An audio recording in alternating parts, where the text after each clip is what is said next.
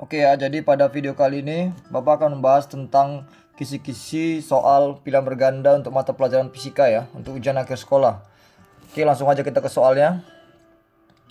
Yang pertama itu berhubungan dengan besaran pokok dan besaran turunan ya. Jadi pada soal ini kalian akan harus menentukan mana yang menjadi besaran pokok dan besaran turunan ya. Besaran pokok cuma ada 7, yaitu panjang, kemudian massa, waktu, suhu, jumlah zat, intensitas cahaya, dan kuat arus ya. Jadi pahamilah ketujuh besaran pokok. Di luar 7 besaran pokok adalah besaran turunan. Oke, jadi carilah keterangan tentang besaran pokok dan besaran turunan. Kita langsung lanjut ke nomor 2. Sebuah siswa melakukan percobaan pengukuran terhadap suatu lempeng baja. Hasil yang diperoleh, lempengan baja memiliki ketebalan sebesar 4,31 ya. Jadi bisa kita bilang angka penting pada pengukuran ini adalah 3,41 yang merupakan 3 angka penting ya. Jadi harus dipahami, angka penting itu adalah angka yang diperoleh dari hasil pengukuran. Kemudian lempengan baja sejenis ditumpuk ya, ditumpuk sebanyak 15 buah. Jadi ada lempengan baja sejenis tadi ditumpuk sebanyak 15 buah. Jadi untuk mendapatkan nanti berapa banyak angka penting dari total lempengan yang ditumpuk tersebut, kalian akan mengalihkan atau mendapatkan nilai dengan cara mengalihkan 15 ini dengan 4,31 ya. Dimana 15 ini dikatakan sebagai bilangan eksak. Bilangan eksak itu seperti bilangan pasti ya, bilangan pengalih. Jadi kalian akan mengalihkan aja 4,31 dikali sama 15. Kemudian hasil pengukuran dari keseluruhan lempengan baja itu dinyatakan harus ke dalam 3 angka penting ya. Jadi sebagai contoh, apabila kita kalikan 4,31 dikali dengan 15, kita akan mendapatkan nilai sebesar 64,65 ya. Dimana 64,65 ini adalah terdiri dari 4 angka penting. Jadi kita harus membuatnya ke dalam 3 angka penting, yaitu akan menjadi nilainya 64, karena kita mengambil 3 angka penting, berarti terjadi pembulatan di sini ya. Jadi kita bisa menganggap 64,7 ya. Kita bulatkan 5-nya ke atas jadi 0,7. Ini nilai di atas 5 atau sama dengan 5 kita bulatkan untuk angka depannya. Kalau di bawah 5 kita buang ya. Seperti biasa pembulatan lah. Kita lanjut nomor 3. Perpindahan seorang penari balet pada satu periode gerakan tarian diperlihatkan pada gambar. Jadi bisa dibilang ini 6 meter. Perpindahannya itu merupakan jarak terdekat antara titik awal dia sampai titik akhirnya ya. Ini dikatakan perpindahannya, yang kita anggap sebagai delta X saja. Jadi di mana delta X itu adalah kalian akan mencari jarak terdekatnya ya. Seperti inilah, kita goreskan aja. Oke. Jadi pertama-tama kalian harus cari yang ini. Besaran ini berapa ya? Ini kita keluarkan dulu lah. Kalau tadi di sini 5 meter, ini sudah 37 derajat. Berarti kita cari nilai ini sama nilai ini ya. Ini kita anggap aja nilainya, berarti kita pakai cos ya. 5 dikali cos 37. Cos 37 itu 0,8. Berarti 5 kali 0,8 itu kan dapat 4. Kemudian yang sebelah sini ya. Ini sama dengan 5 kali sin 37.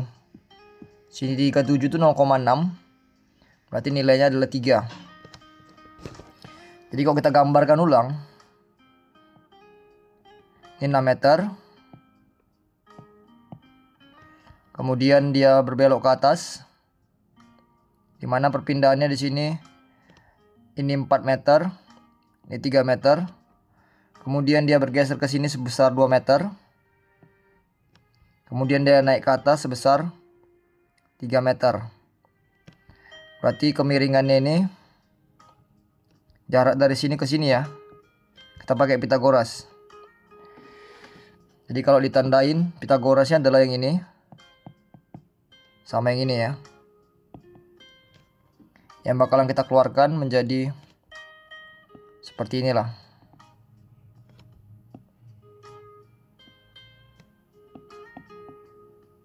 Gitu ya. Delta X-nya. Jadi berapa jarak antara ini ke sini? Kita tinggal hitung aja. Ini 6. Ini 4. Yang geser dia ke sini 2. Berarti kita bisa bilang dari sini ke sini kan dia 10 kan? Dikurang 2 yang ini. Jadi bisa kita bilang di sini 8. Sedangkan untuk tingginya yang ini 3. Ini 3. Jadi kalau kita jumlahkan nih nilainya 6. Berarti kalau delta X nya kita pitagoraskan aja. 8 kuadrat tambah 6 kuadrat. Diakarkan. Jadi sama dengan 64 tambah 36. Akar 100 itu 10 ya. Jadi perpindahannya adalah 10 meter. Oke ya, bisa dipahami ya. Kita lanjut soal nomor 4.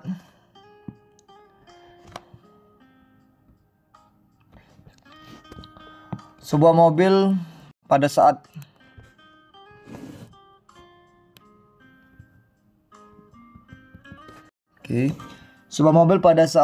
mulai direm kecepatannya adalah 108 km per jam. Jadi kita bisa anggap ini V0-nya sama dengan 108 km per jam. Dimana ini harus kalian ubah ke dalam bentuk meter per detik. Jadi dari kilometer per jam menuju meter per detik, meter per second, itu dibagi 3,6 ya. Jadi nanti bagikan 108 bagi 3,6. Ya, 108 bagi 3,6 itu hasilnya adalah 30 meter per second ya. Hingga mobil itu bergerak diperlambat beraturan dengan perlambatan. Berarti A-nya itu 40 meter per second kuadrat. Jarak yang ditempuh mobil mulai direm hingga berhenti adalah, dia nanya S-nya berapa. Ya, ini diketahui ya. Jadi kita pakai hukum GLBB ya. Jadi VT kuadrat sama dengan V0 kuadrat ditambah 2AS. Sampai dia berhenti, berarti bisa kita katakan VT-nya sama dengan 0 ya. Jadi tinggal kita gantikan aja nilainya. Jadi 0 kuadrat sama dengan 40 kuadrat ditambah 2 kali. Ingat kata perlambatan, berarti nilai percepatannya harus minus tadi nih. Berarti dikali minus 40 kali S. Berarti ini kita pindahin yang ini, kita pindah ke sana kan, jadi positif. Berarti 80S sama dengan 40 kuadrat, 1600. Berarti S sama dengan 1600 bagi 80 sama dengan 20 meter ya. Oke, bisa dipahami. Kita lanjut. Oke, Andi tiap pagi selalu jogging mengelilingi tanah lapang yang berukuran 200 kali 500. Jadi kalau kita ilustrasikan, ini tanah lapangnya, misalkan ini 500, ini 200 ya. Dalam waktu 5 kali, sebanyak 5 kali dalam waktu 1 jam.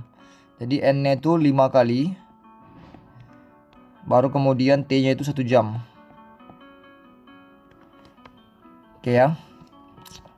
Dia kan misalkan awalnya misalkan dari sini. Lari ini dia. Jadi dia bergerak putar. Sini ini 1 putaran. Sampai 5 putaran berlangsung dalam waktu 1 jam. Itu perumpamaannya seperti itu ya. Jadi sebenarnya kalau kita menentukan jarak sekali putaran, itu merupakan kelilingnya ya, keliling persegi panjang. Jadi carilah kelilingnya dulu. Sama dengan 2 kali panjang tambah lebar, sama dengan 2 kali 500 tambah 200, sama dengan 1400 ya meter. Kemudian jaraknya sebanyak 5 kali keliling, 5 kali 1400 sama dengan 7000 meter ya. Oke, dalam waktu 1 jam. Jadi kalau kita bisa buatkan ini sama dengan 7 km. Oke ya, kecepatan rata-rata. Jadi V rata-rata itu sama dengan perpindahan total per waktu. Karena kecepatan itu merupakan besaran vektor ya. Jadi harus menyatakan perpindahan. Ingat, definisi perpindahan adalah perubahan posisi ya. Jadi apabila kita berlari dari suatu tempat dan kita kembali ke tempat itu, berarti artinya kita nggak melakukan perpindahan. Jadi kalau selama 5 kali dia berputar mengelilingi lapangan, dia akan kembali ke tempat yang sama sebanyak 5 kali. Berarti bisa dianggap perpindahannya sama dengan 0. Jadi perpindahannya 0 dalam waktu 1 jam. Jadi kecepatan rata-ratanya adalah 0 km per jam. Kemudian kalau bilang kelajuan, simbolnya kita buat gini aja ya. Ini simbol kecepatan. Ini simbol kelajuan. Rata-rata. Itu adalah jarak per satuan waktu. Bisa dibilang jarak itu adalah panjang lintasan yang kita lalui ya. Jadi keseluruhan panjang atau jarak, atau bisa dibilang perjalanan kita lah.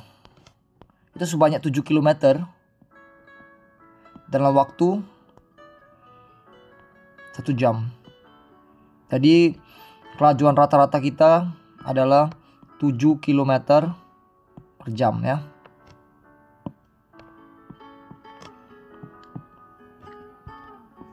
Oke ya, bisa dipahami ya. Kita lanjut soal nomor 6. Sebuah benda bermasa 1 kg. 0,1. Jadi masanya itu 0,1 kg. Diikat pada tali yang sepanjang L-nya 30 cm, ubah ke meter, 0,3 meter. Kemudian diputar sehingga melakukan gerakan melingkar beraturan dalam bidang vertikal. Jika pada saat mencapai titik tertinggi laju benda adalah 2 meter per detik, maka tegangan talinya berapa? Jadi kalau kita gambarkan ilustrasinya, ini tali, ini benda, dia akan berputar melingkar, gitu ya. Dan kemudian di sini ada kecepatan di paling atas, itu 2 meter per second. Kemudian ini ada tegangan tali.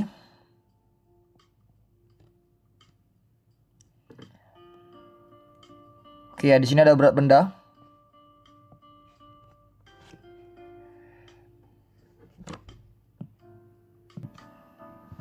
Oke ya, jadi penguraian gayanya. Di sini T, di sini T untuk mengimbanginya ya. Jadi kalau secara logiknya adalah untuk mendapatkan persamaan dalam benda itu, kita menggunakan gaya sentripetal ya. Jadi gaya sentripetal sama dengan mv kuadrat per r ya. Jadi pada benda itu ada tegangan tali, ada W. Di mana mv kuadrat per r ini merupakan gaya menuju pusat ya, menuju pusat dari si gerakan tadi nih. Jadi kita bisa menganggap bahwa W ditambah T sama dengan mv kuadrat per r. Atau kita bisa bilang T sama dengan mv kuadrat per r dikurang W ya. Kemudian apabila nanti ditanya tegangan pada bagian bawah, misalkan seperti ini bendanya, berarti tegangan talinya arahnya ke menuju pusat, berat bendanya ke bawah ya, W-nya. Berarti kalau untuk persamaan gaya sentripetality ini, itu sama dengan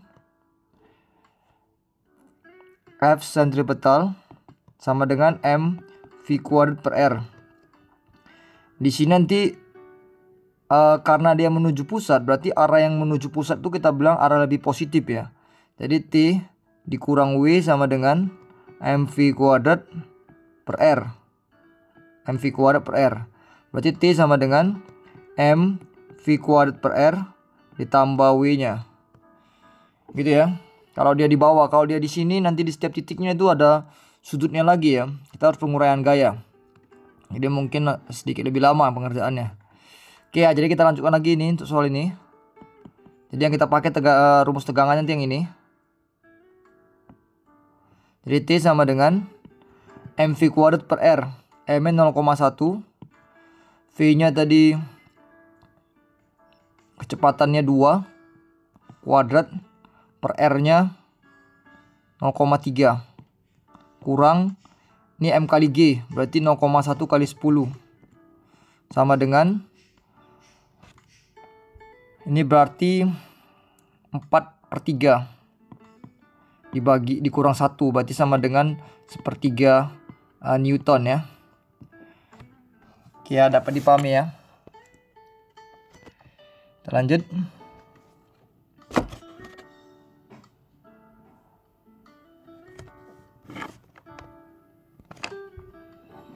Sebuah mikroskop memiliki jarak fokus lensa objektif, berarti bisa dibilang dia FOB-nya sama dengan 0,5 cm. Lensa okulernya itu 2 cm. Ingat ya, jadi jarak fokus lensa objektif adalah fokus untuk lensa yang dekat dengan objek. Dan sedangkan lensa okuler adalah jarak fokus yang dekat dengan mata ya. Jadi mikroskop itu terdiri dari dua lensa. Dua perbesaran, yaitu perbesaran lensa objektif sama okulernya. Bayangan nyata dibentuk oleh lensa objektif pada jarak, berarti kita bisa bilang bayangan nyata kan, berarti SOB aksen itu 12 cm. Oke. Perbesaran total jika mata mengamati dengan akomodasi maksimum. Jadi kita bisa bilang nanti dia nanya M-nya itu berapa. Perbesaran total itu terjadi apabila pada lensa okulernya dia mengamati dengan, atau bisa dibilang gimana ya, benda itu dijatuhkan pada titik dekat matanya karena dia berakomodasi maksimum ya. Jadi kita bisa mencari dulu perbesaran si M okuler itu ya. M okuler sebagai loop SN per F tambah 1 karena dia berakomodasi maksimum. Dimana SN-nya kita anggap 25 aja. Pada umumnya 25 ya. 25 sampai 30 nilai SN-nya. Ini FOK. Ini 2 cm tambah 1. Berarti sama dengan 12,5. Ini jadi 13,5 ya. Sedangkan untuk lensa objektifnya kita harus cari dulu si SOB-nya. Kan 1 per FOB sama dengan 1 per SOB ditambah 1 per SOB aksen. Jadi 1 per SOB-nya sama dengan 1 per FOB dikurang 1 per SOB aksen. Sama dengan 1 per 2 dikurang 1 per 12. Penyebutnya per 12 berarti 6 kurang 1 sama dengan 5 per 12. Nanti SOB-nya kita balik jadi 12 per 5 ya. Sama dengan 2,4 cm. Oke, ini langsung udah bisa dapatkan perbesaran lensa objektifnya. Sama dengan SOB aksen per SOB 12 per SOB itu 2,4. Dapat perbesarannya 5 kali. Kalau untuk mencari perbesaran total berarti M totalnya sama dengan MOK dikali MOB sama dengan 13,5 dikali 5 ya. Berarti sama dengan 67,5 kali. Oke ya, dapat dipahami ya. Kita lanjut. Mu K itu koefisien gaya gesek kinetis ya. Ini ada mu K, ada G. Ini jaraknya itu ada 25 meter. Oke ya. Balok A bermasa 2 kg, berarti MA itu 2 kg. MB 3 kg. Jika mula-mula balok B diam dan dilepaskan, maka balok B akan bergerak ke bawah sejauh 4 meter. Jadi ini koreksi dulu. Delta X nya 4 meter. Sehingga menyentuh tanah. Waktu yang dibutuhkan balok B menyentuh tanah adalah, jadi intinya kita harus cari dulu percepatan sistemnya ya. Percepatan kedua balok ini. Dimana nanti di sini ada gaya gesek F K. Oke ya, jadi kita langsung ke sistem aja. Jadi sistem sigma F sama dengan M kali A, M total. Jadi yang membuat benda ini bergerak adalah gaya berat ini, si WB nya. Sama ditahan sama gaya gesek kinetis dari si A nya ya. Oke, jadi sigma F nya itu adalah WB dikurang sama F kinetis dari si A. Sama dengan massa total dikali percepatan ya. WB nya berarti MB kali G. Ini mu K dikali MA kali G. Ini FK ini sama dengan mu kali N ya. Gaya normal. Kalau gaya normal ini sebanding dengan berat benda.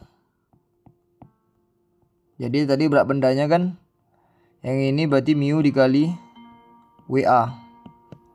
Berarti mu dikali MA kali G. Oke ya, jadi kita lanjut. Ini massa total tuh MA tambah MB dikali A nya. Kita masukkan dulu nilainya. Tadi 3 kg kali 10 kurang mu K 0,2 kali 2 kali 10 sama dengan 3 tambah 2 kali A. Ini 30 kurang 4 sama dengan 5A. Berarti A sama dengan 26 bagi 5 sama dengan 5,2 ya. Meter per second kuadrat. Setelah dapat kita 5,2, kita tinggal masuki pakai GLBB aja.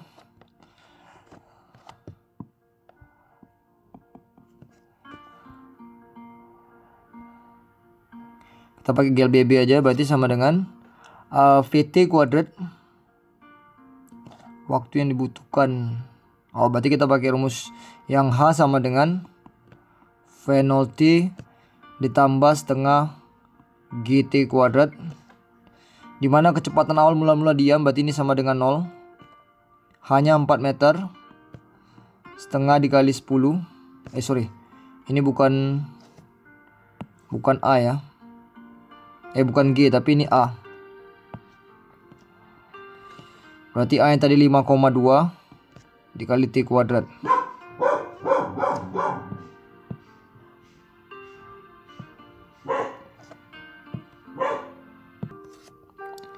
Oke ya, jadi 2,6. Berarti T kuadrat sama dengan 4 per akar 2,6. Oke ya, ini angkanya agak jelek ya, nanti mungkin di ujiannya angkanya lebih bagus ya. Oke ya, jadi bisa dipahami ya. Jadi ini tinggal T aja nih. Oke, kita lanjut.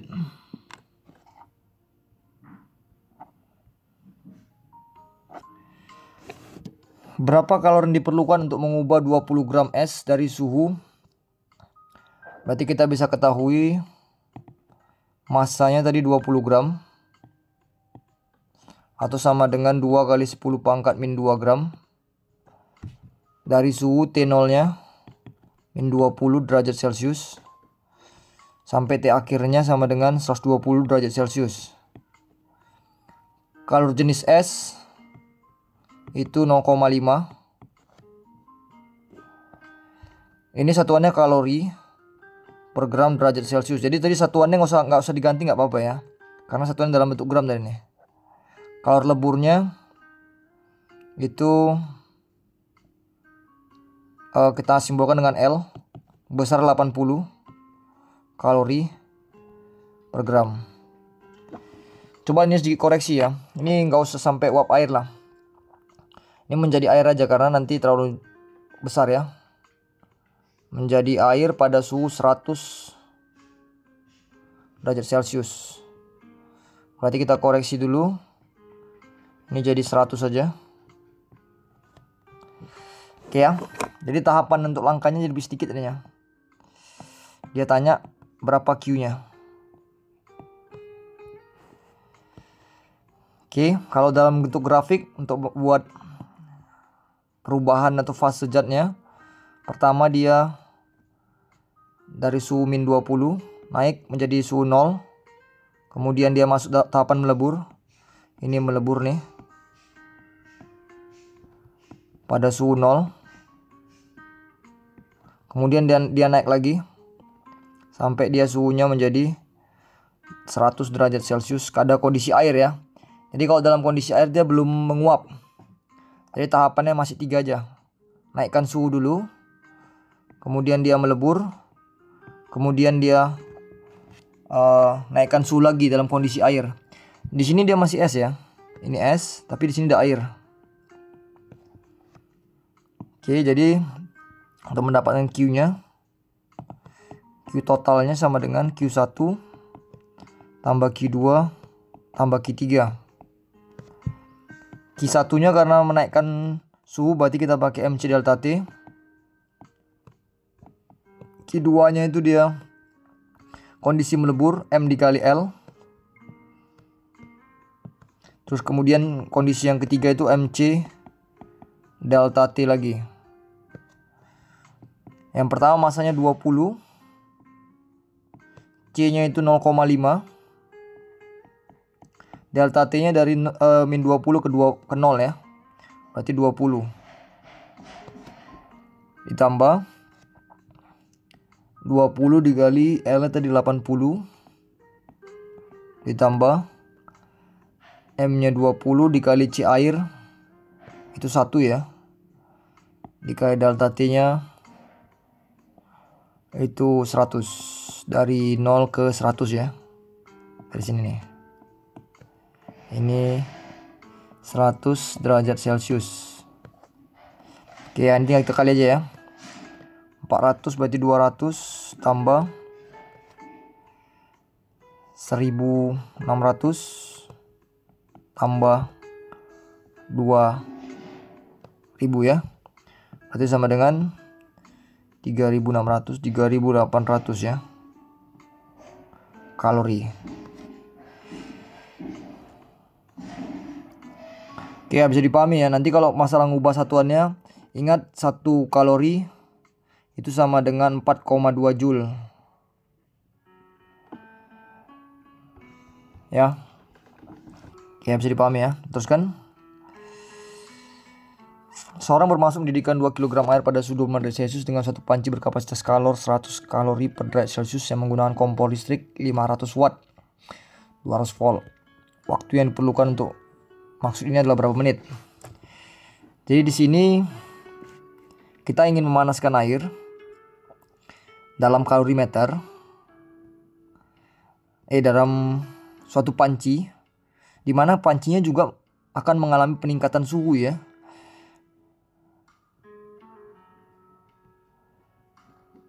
Mendidihkan air berarti dari kita buat diketahui dulu ya. Masanya 2 kg. Kemudian T0 nya itu 25. T akhirnya itu 100. Berarti dapat di sini delta T nya sama dengan 75 derajat Celcius ya. Oke. Kemudian C air itu 4200 Joule. Ini tetapan ya. Kapasitas kalornya C-nya, atau kita simpulkan dengan H aja lah. H-nya sama dengan 1000 kalori per derajat Celcius. Tapi karena di sini satuan yang kita mau ngejar kalori, jadi ini kita buat jadi kalori aja lah. Jadi 1000 kalori per kilogram derajat Celcius. Jadi dia tanya itu adalah T-nya berapa? Jadi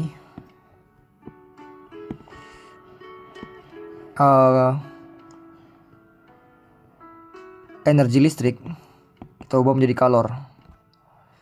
Energi listrik nanti P kali T sama dengan dia naikkan air MC delta T sama sekalian dia menaikkan panas dari si pancinya, itu H dikali delta T.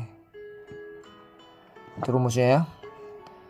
Jadi P nya adalah kalornya tadi yang ini 500 watt ini, P ini dayanya. Jadi 500 dikali T nya, kita mau cari masanya 2 kg, C nya tadi 1000, delta T nya 75 tambah H nya 100, delta T 75 juga, karena suhu dari si panci bakalan sama dengan suhu si airnya ya. Jadi T nya sama dengan ini 2 kali 1000 kali 75 tambah 100 kali 75 dibagi 500. Sama-sama kita bagi 100, bagi 100. Oke ya. Kemudian sama-sama kita bagi 5 juga. Dapat 5. Ini juga dapat 5. Baik, terakhirnya waktunya adalah 20 kali 5 100 tambah 5 ya. Berarti T sama dengan 105 sekon.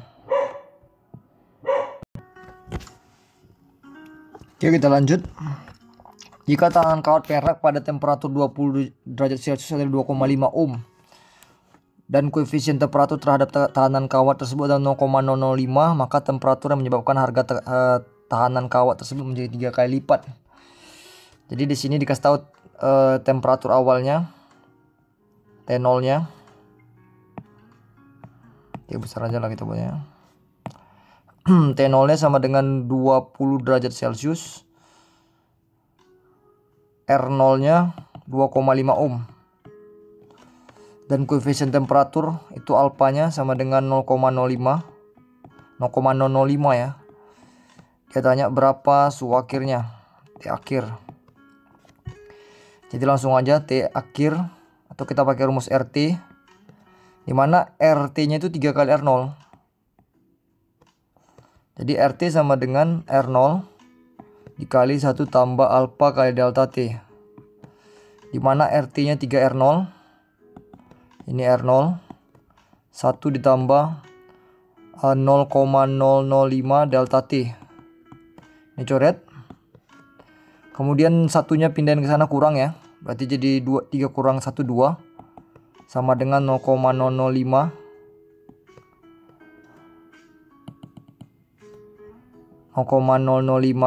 delta T.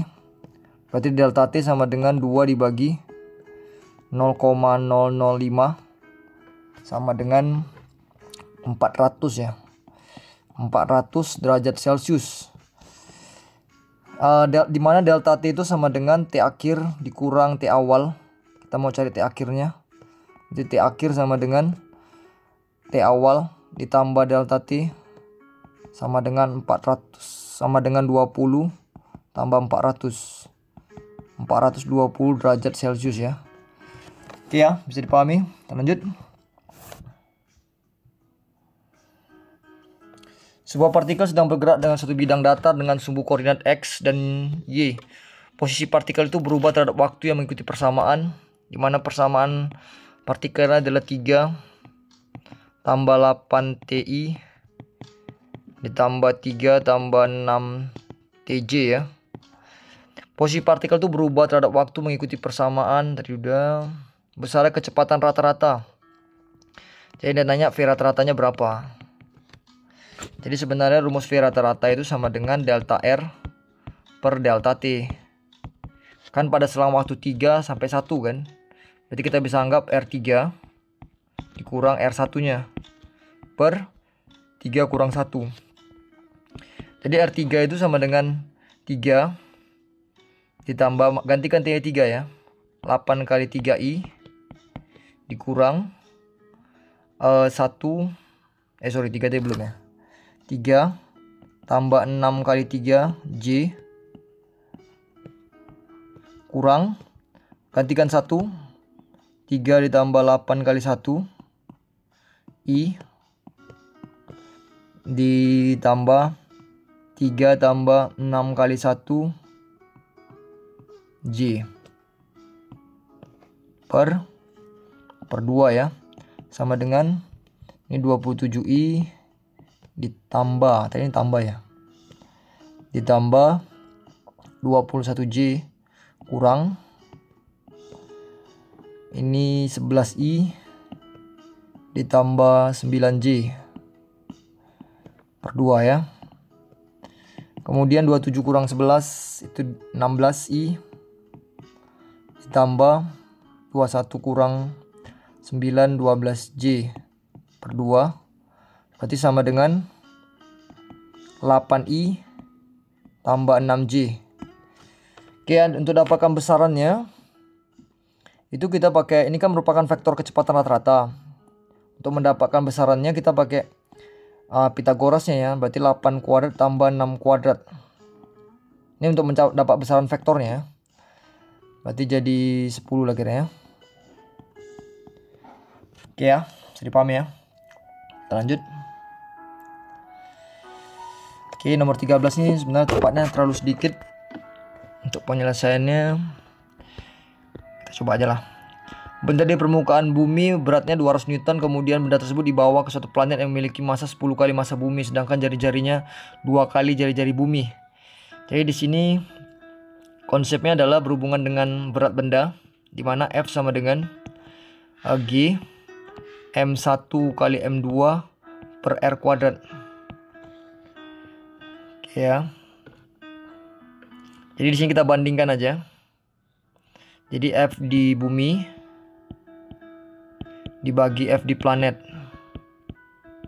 sama dengan G M si bendanya ya, M benda dikali M di bumi, massa bumi, dibagi jaraknya jari-jari bumi kuadrat per G dikali M benda juga M planet per R si planet kuadrat. Ini G-nya coret, massanya coret. Awalnya 200 Newton waktu di bumi. Kita mau cari berapa di planet.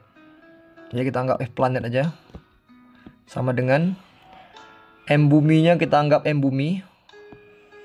Jari-jarinya R bumi juga kuadrat dibagi massa planet 10 kali massa bumi. Baru jari-jarinya 2 kali R bumi kuadrat dalam kurung ya. Ini sama dengan, ini boleh coret. Jadi ini kita putar ya, kita jadi kali jadi 1 per R bumi kuadrat dikali 4 R bumi kuadrat per 10.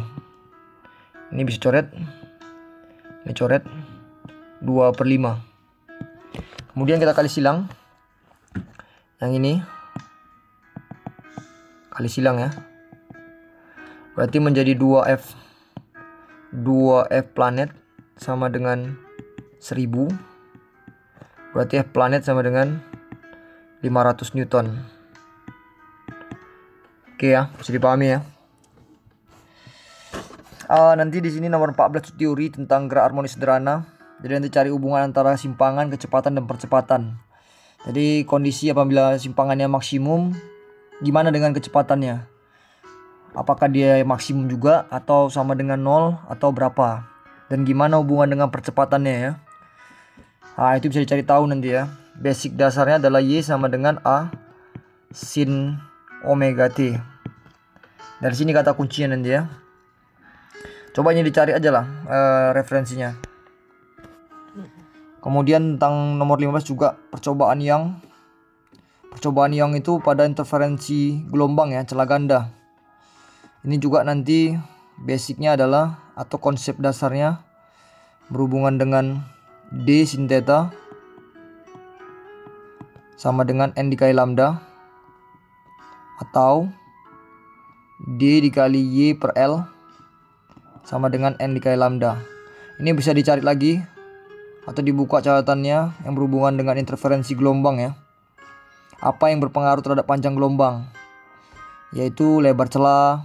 Yang ini kan D lebar celah, baru jarak antara dua interferensi yang berdekatan, kemudian ini jarak antara si celah ke layar.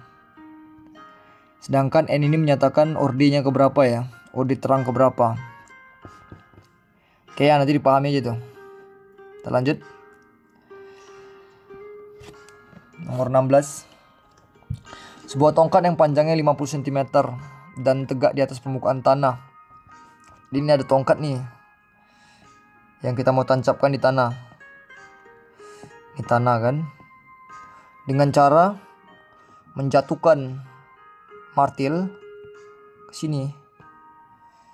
Seperti mau maku apa itulah, maku paku di kayu gitu. Berapa kali kira-kira martil itu harus dijatuhkan? Seperti itu ya. Jadi ini berhubungan dengan usaha yang kita samakan dengan perubahan energi. Ini adalah usaha untuk menekan si paku ini ya, si tongkat ini ke dalam, yaitu F kali delta S-nya.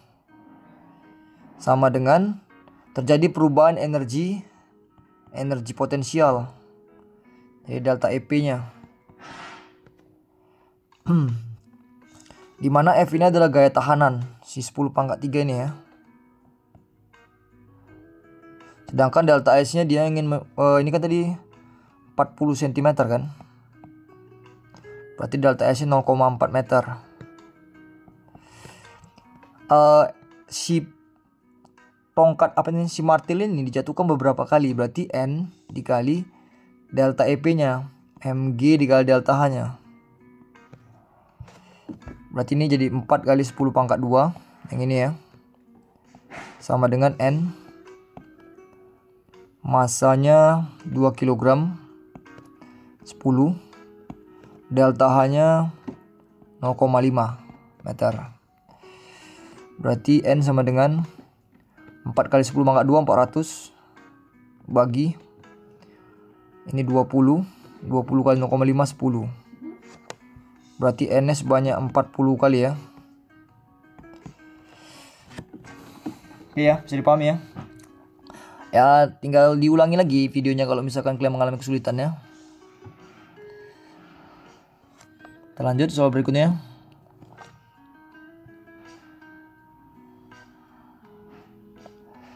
Nomor 17 nih kalian kerja sendiri aja karena soalnya ini sama dengan soal ujian nanti. Ya. Jadi langsung kalian kerja aja lah.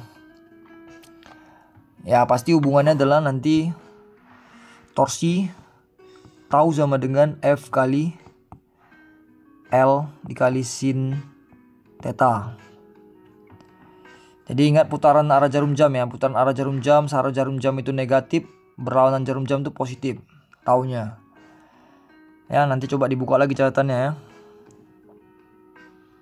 Oke. Kita lanjut ke nomor 18. Berhubungan dengan gelombang bunyi, hukum efek Doppler. Ini berhubungan dengan efek Doppler ya. Dimana nanti efek Doppler itu F si pendengar sama dengan V plus minus V pendengar V plus minus V sumber dikali frekuensi sumber ya. Dimana sebuah mobil bergerak dengan kelajuan, berarti membunyikan sirene, berarti sebagai kecepatan sumber ya. 72 km per jam, jangan lupa ubah ke meter per detik. Jadi 20 meter per detik. Perbedaan frekuensi yang dengar oleh jadi ini V pendengarnya diam ya, sama dengan 0 sewaktu mendekati dan menjauhi. Oke, ini kita bandingkan aja ya. FP mendekati per FP menjauhi sama dengan V, ini nilainya 0 ya dua-dua ya, berarti tambah 0 per V. Kalau mendekati nilai itunya dikurang ya, minus. Tadi V sumbernya 20 dikali F sumbernya tadi frekuensi sumbernya adalah, oh ini perbedaan frekuensi. Oke, sorry, bukan perbandingan rupanya. Ini kita hapus saja. Ini sewaktu mendekati, ini berarti sama dengan tadi 340 kecepatan bunyi di udara. Ini jadi 340 dikurang 20 dikali frekuensi sumbernya 1000. Berarti 340 per 320 ya, dikali 1000. Jadi bisa dicari lah ya. Kemudian cari lagi F sewaktu dia menjauhi. Menjauhi sama aja V plus 0, karena tadi pendengar tetap diam ya. Ini jadi tambah dikali 1000 sama dengan 340 per 340 ditambah 20 dikali 1000 sama dengan 34 per 36 kali 1000 ya. Nanti tinggal kalian selisihkan aja perbedaan frekuensinya, kurangin aja tinggal ya. Sewaktu mendekati sama menjauhi diselisihkan aja lah. Oke ya, nanti dapatlah jawaban itu. Kita lanjut.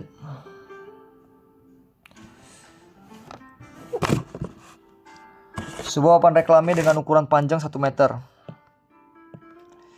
Jadi misalkan ini ada papan reklame, ini ada tiang.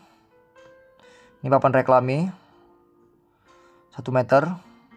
Segini lah itu dia. Beratnya 300 Newton. Berarti beratnya di sini lah, tengah-tengah ini. 300 Newton. Digantung pada ujungnya ke tiang penyangga dengan tali membentuk sudut 53 derajat. Jadi ini tarik ke sini. Ini sudutnya 53 derajat ya. Pada ujung papan yang lain diikatkan dengan engsel tiang ke tiang, pada tiang. Berapa besar gaya yang diderita oleh engsel? Jadi nanti di sini ada gaya pada engsel nih, engsel ini. Ada gaya ke sana, ada gaya ke sana ya. Yang kita nyatakan sebagai Fx atau di sini Fy aja lah. Nanti gayanya ke sana nih. Inilah F-nya.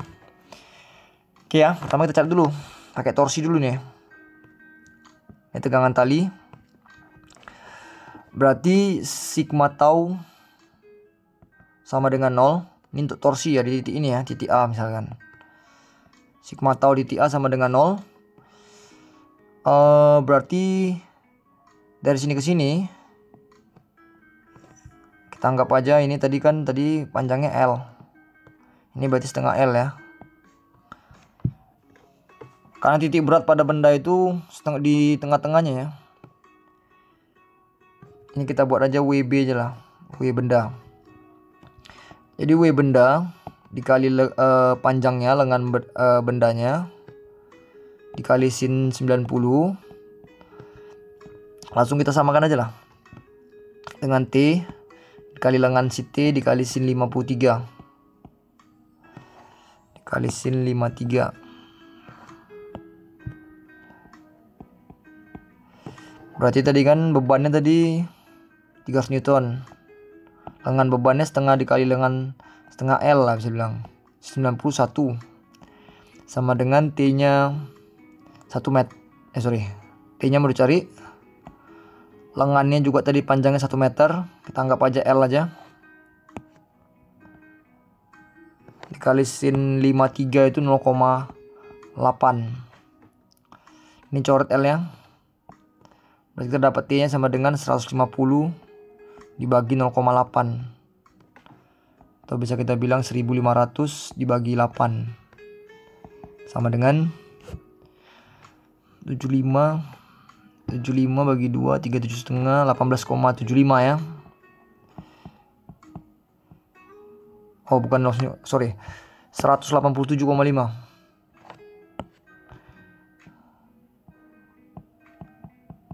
Newton. Oke ya. Sebenarnya ini agak ramah pengerjaan emang nih. Nanti FY-nya ini akan sama dengan WB-nya. Jadi FY-nya itu setara dengan si berat benda tadi 300. Sedangkan Fx ini sama dengan Ftx, setara dengan Ftx ya, atau dengan Tx nya. Jadi Fx itu bakalan sama dengan Tx, atau sama dengan T dikali cos 53, sama dengan tadi T nya 187,5, cos 53 itu 0,6, kayak 0,6 lah. Berarti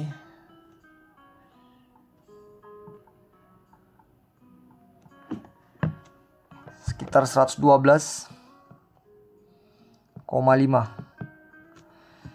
Jadi nanti kalau ditafsir berapa resultannya, F-nya itu sama dengan Fx kuadrat tambah Fy kuadrat diakarkan, sama dengan 112,5 kuadrat ditambah 300 ya. Oke, ini angkanya kan jelek. Nanti di soal ujiannya mungkin angkanya lebih bagus ya. Jadi kurang lebih tahapan pengerjaannya seperti ini ya. Oke, kita lanjut.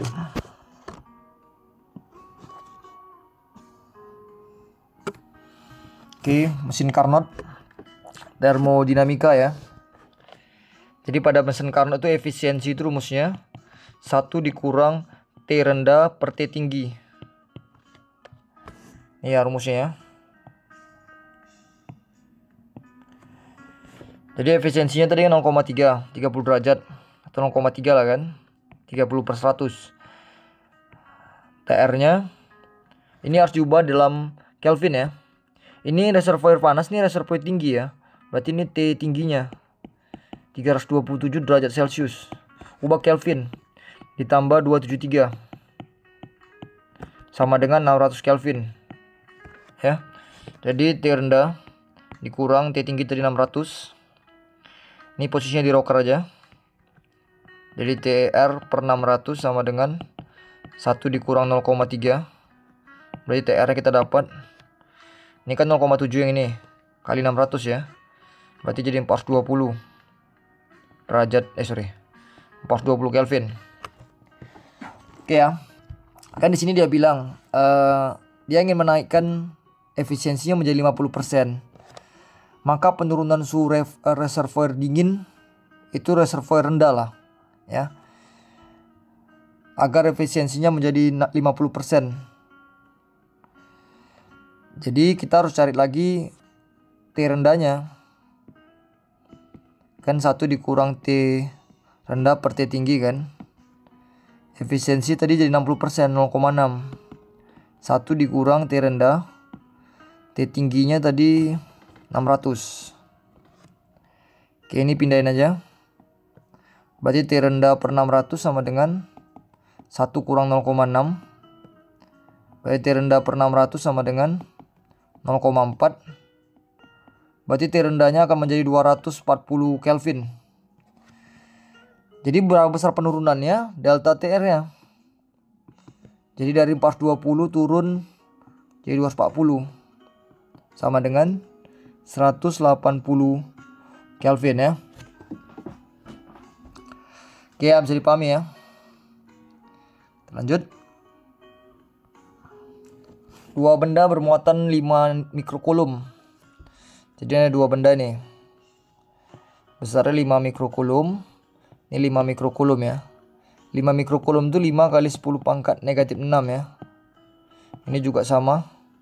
5 kali 10 pangkat negatif 6. Gaya yang dialami oleh muatan 2 mikrokulum yang diletakkan di tengah-tengah kedua muatan adalah, jadi sebenarnya ini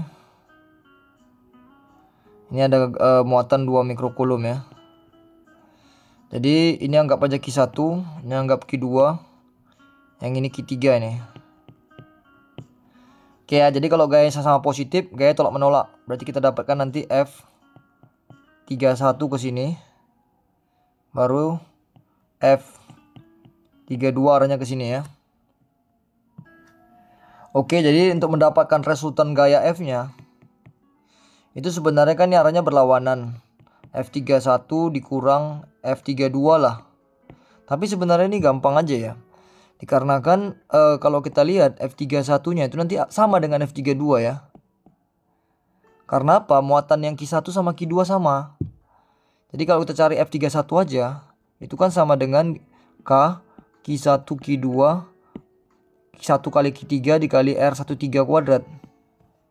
F32 itu K Q1 kali Q2 Q2 kali Q3 dibagi R23 kuadrat. Karena diletakkan di tengah-tengah, berarti dapat dipastikan jaraknya pun sama nih. Ya, jaraknya sama. Jadi kalau tadi di sini 10 cm, ini jadi 5 cm, ini 5 cm. Besar Q1 sama Q3-nya sama. Ya, Q1 dan Q2, Q1 dan Q2 sama. Dan Q3 juga sama, berarti dapat dipastikan nanti F31 dan F32 sama. Jadi kalau kita selisihkan atau kita resultankan istilah di sini, itu ya besarnya sama dengan 0 Newton ya. Oke, yang nggak usah perlu dicari, ini udah pasti 0 Newton ya. Nah, besar sama. Oke, kita lanjut. Ini kawat melingkar pada besar induksi magnetik pada kawat melingkaran. Kawat melingkar ya. Itu B itu kan rumusnya sama dengan min0 dikali I dikali N per 2A ya. Dimana min0 itu kan tetapan 4pi kali 10 pangkat min 7. I nya tadi 5 ampere. Jumlah litannya 3/4 per 2 kali jari-jarinya, ubah ke meter ya. Sama dengan, ini coret nih, 4, coret 4. Oke, itu aja ya.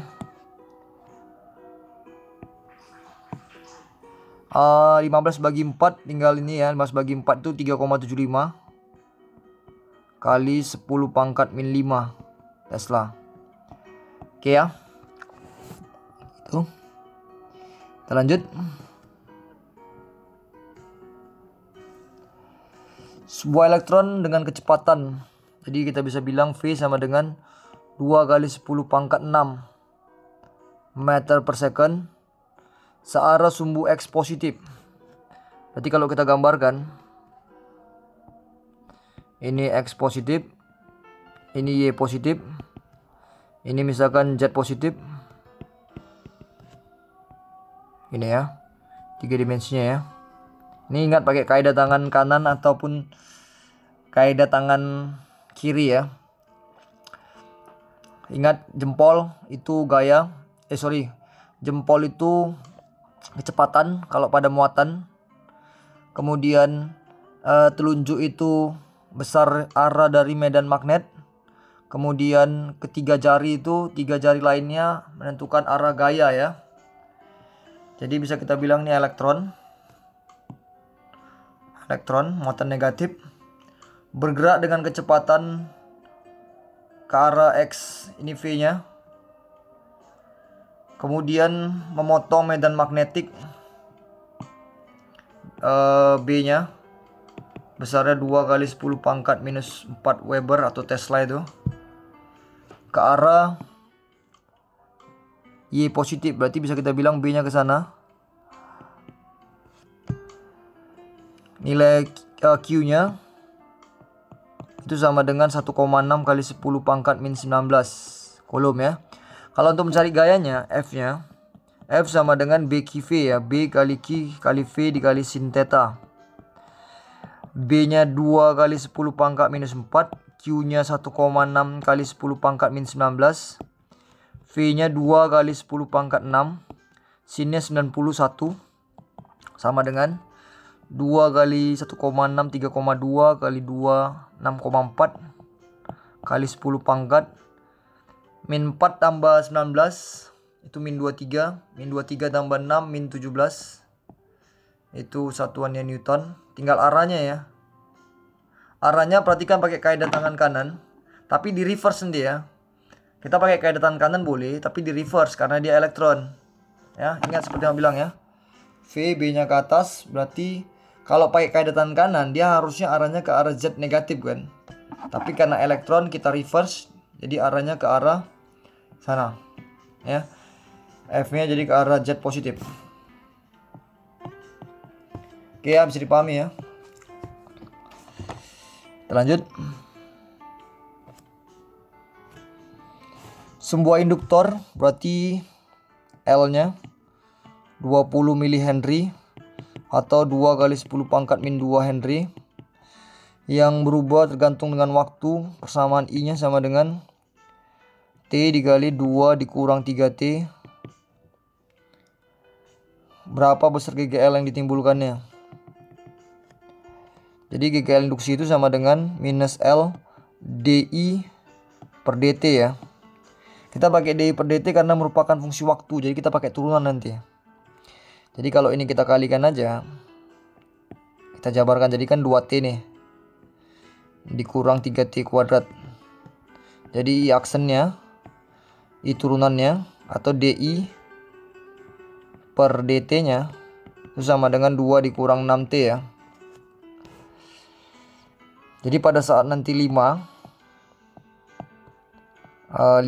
second ini jadi minus 2 kali 10 pangkat min 2.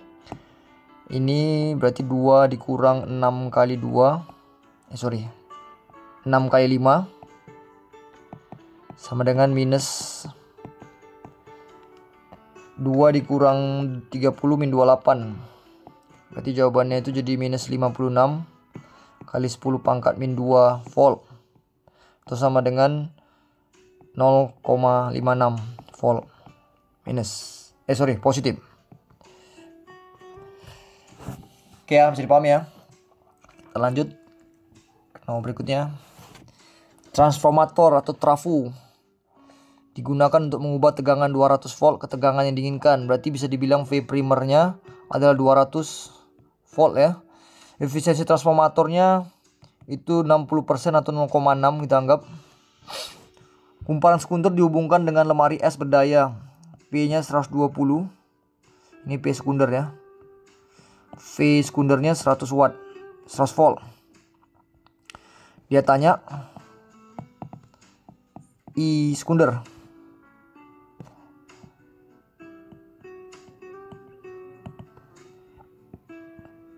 Jadi efisiensi itu sama dengan P out per P in kali 100%. Out itu sekundernya, berarti P sekunder dikali I sekunder dikali P primer ya. Dikali P primer.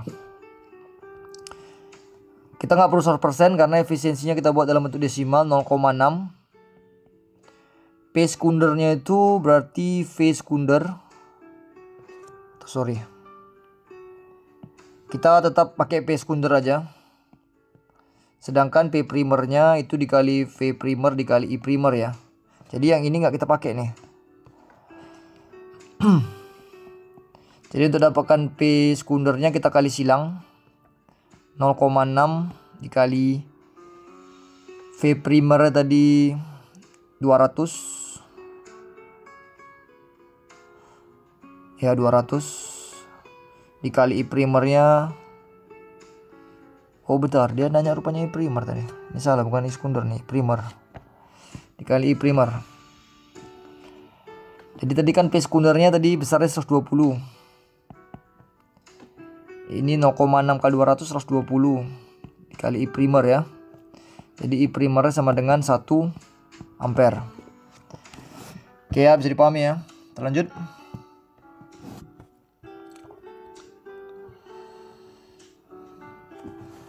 Besar daya listrik pada suatu kumparan pemanas dengan arus bolak-balik adalah dengan arus arah dalam 4 ampere adalah X.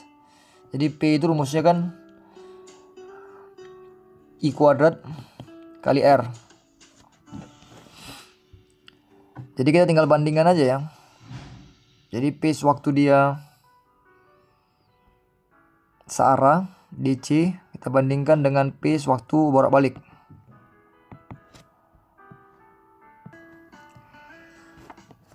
Oke ya, jadi tinggal kita bandingkan dengan I DC kuadrat dikali R nya per I AC kuadrat ya, kali R nya.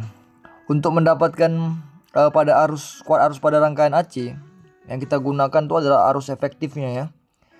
Dimana arus efektif itu sama dengan I maksimum per akar 2 ini ya. Jadi tadi nilai puncaknya kan 8 per akar 2 ya. Jadi area kita bisa coret. Jadi sama dengan IDC nya kita anggap 4 ampere kuadrat per 8 akar 2 kuadrat. Dimana IDC nya kita dapat X. Ini PAC nya yang kita mau cari. Berarti X per PAC sama dengan 16 per 64 bagi 2 32 ya. Coret dapat 2, berarti nanti PAC kita dapat daya pada arus bolak-balik adalah 2X ya.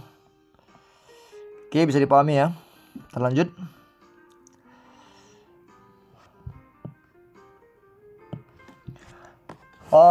Untuk mendapatkan impedansi itu nilai Z ya, sama dengan akar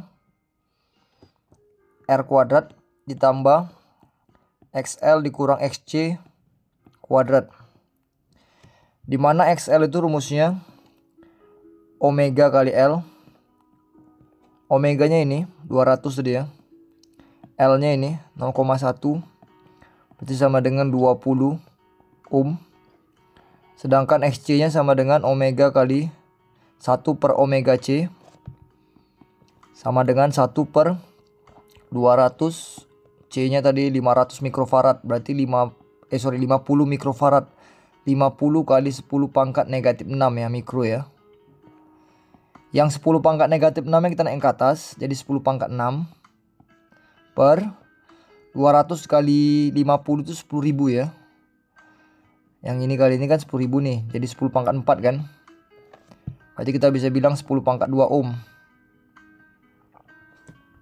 Berarti R nya adalah 60 kuadrat tambah XL nya tadi 20 kurang 100, 10 pangkat 2 100 kuadrat, sama dengan 60 kuadrat tambah minus 80 ya. Nah, nanti kalau dijabarkan pakai triple Pythagoras saja, ini jawabannya nanti 100. Oke ya, bisa dipahami ya. Kita lanjut. Ini hukum pergeseran Wien. Jadi panjang gelombangnya lambdanya 10.600 Armstrong.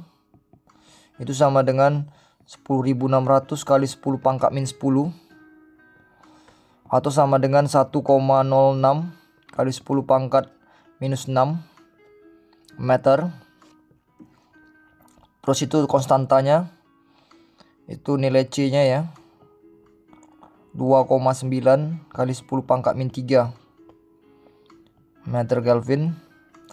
Dimana nanti rumusnya lambda kali T sama dengan C, berarti T sama dengan C per lambda.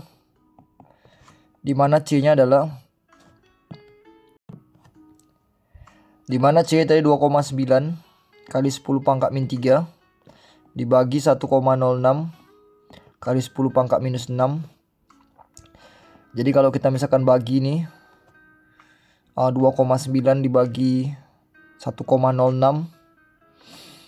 sekitar 2,5 ya.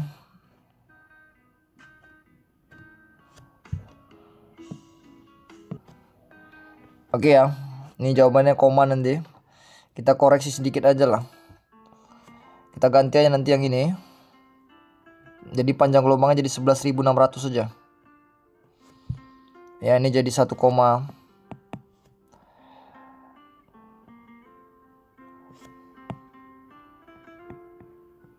biar nggak repot nih ya. Jadi 1,616.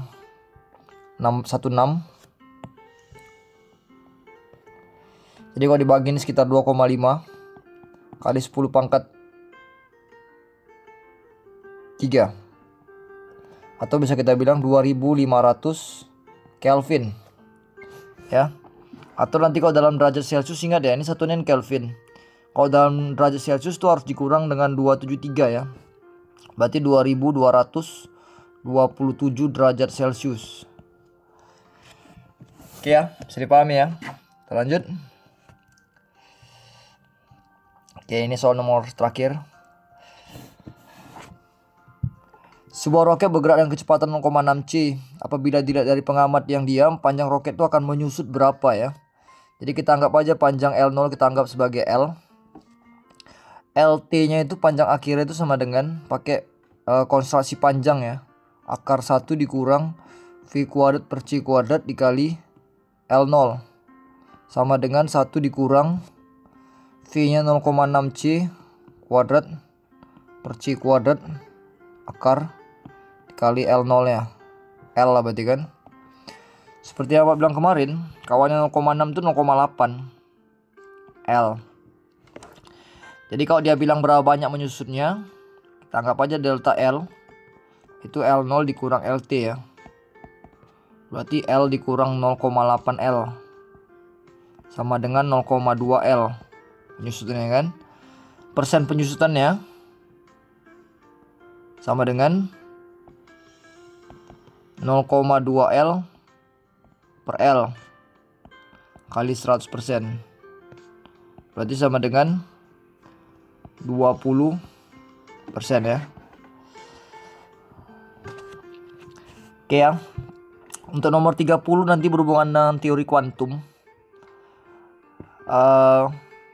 E itu semua sama dengan N dikali H dikali F. Sedikit aja clue-nya untuk ini nanti. Apa yang mempengaruhi si besarnya intensitas dari suatu gelombang yang dipancarkan ya. Gelombang foton yang dipancarkan, apa yang mempengaruhi intensitasnya. Oke, itulah ya. Jadi begitulah untuk soal pilihan bergandanya. Coba kalian pahamilah dengan betul. Yang penting tetap semangat lah mempelajarinya. Anggap aja ini kan memang ujian terakhir kalian. Oke ya. Kalau ada yang mau ditanya, silakan langsung boleh ditanya ya. Oke, thank you ya.